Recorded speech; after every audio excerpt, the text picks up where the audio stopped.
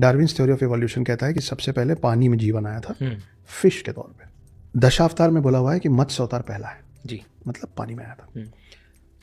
पानी और जमीन दोनों में जो रह सके वो कछुआ होता है, और भी होते हैं पर कछुआ होता है जी। तो ये बोला गया कि पानी से निकल के हवा में सांस लेने के लिए जब शुरू हुए थे तो पहला जो था वो कछुआ था। Darwin's theory of evolution says this. तो दशावतार में लिखा हुआ है कुर्म अवतार, ठीक है। हम लोगों ने, अब आप डार्विन्स थ्योरी ऑफ एवोल्यूशन अगर आप मुझसे भी बोलेंगे ना कि चलो बताओ लाइन से, तो मेरे को याद नहीं, पर आप बोलेंगे दशावतार बताओ तो मैं बता दूंगा, क्योंकि दशावतार के जो 10 में से 9 अवतार है ना, उनकी कहानियां मुझे याद है। अच्छा, तो उसका पर्पस क्या है वो मैं आपको समझाने की कोशिश कर रहा हूँ कि मत्स्य अवतार पहला है जी, कि पानी से जीवन शुरू हुआ, हवा में सांस, पानी के बाहर सांस लेने की जो पद्धति लाया वो लाया कुर्म अवतार। बहुत सिंपल सी कहानी है, और इसी कहानी का जो वेस्टर्नाइज्ड वो है आर्क ऑफ नोआ। अच्छा, कि एक मछली आई, उसने बोला प्रलय आने वाला है, तुम एक शिप बनाओ, ship of thesis, arc of नोआ।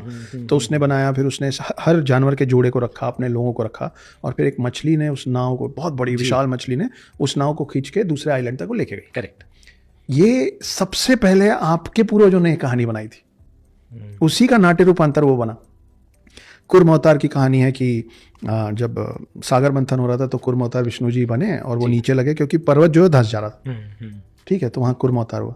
अब डार्विन्स थ्योरी ऑफ एवोल्यूशन में बोला जाता है कि पहली बार जब जीवन जमीन पे आया, लैंड पे, पृथ्वी पे नहीं, पानी में तो आ गया था, when it took a form, a complete full form of an animal जो कि हवा में ही सांस लेता है, पानी में नहीं ले सकता। अच्छा, it was a wild boar, जंगली सुअर। कांतारा फिल्म देखी होगी आपने, हम सिनेमा की बात डालते रहेंगे बिल्कुल। तो कांतारा में जिस भगवान के आसपास पूरी, जिस अवतार के आसपास पूरी बात है, हाँ, वो कहाँ से निकले? वो वराह अवतार से निकले। अच्छा, वराह अवतार कौन है? तो आप देखिए कि वराह अवतार की सबसे बड़ी कहानी कौन सी है।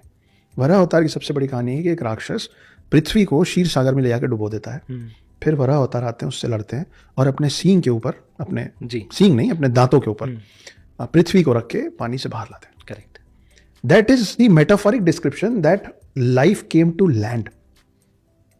कौन लाया लैंड पे जीवन? वराह अवतार। वराह अवतार कौन है? Wild boar.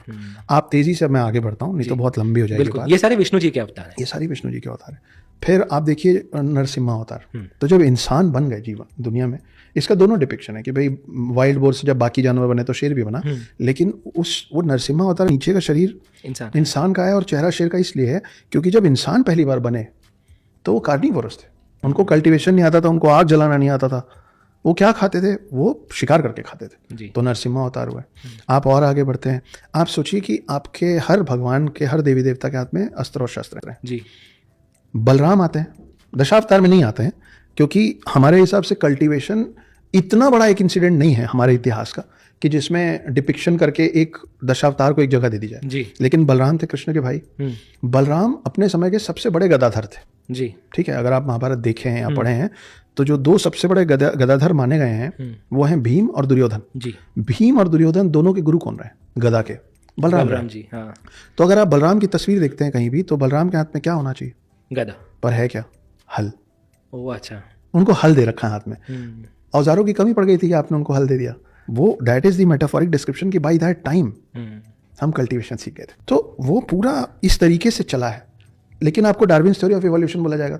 अब जो लोग तर्क वितर्क करना चाहते हैं वो आपसे ये कहते हैं कि मतलब इतना बड़ा एक शरीर था एक जंगली सुअर का जो कि पृथ्वी को, ऐसा नहीं है भाई, उसको आपको समझना भी पड़ेगा। अब प्रॉब्लम ये है कि हमारे पूर्वज उतने बुद्धिजीवी थे कि उनको लाइंस बिटवीन दी लाइंस दिखती थी, उनको समझ में आता था कि किस बात का क्या मतलब है। इसीलिए पुराने लोग श्लोकों में बात कर पाते थे, आप और मैं नहीं कर सकते। बिल्कुल, हमारी समझ क्षीण हो गई है, हमसे भी ज्यादा जिन लोगों की क्षीण हो गई वो इस तरीके की बातों पे सवाल उठा लेते हैं। ठीक है, आ जाएगी बुद्धि समय के साथ।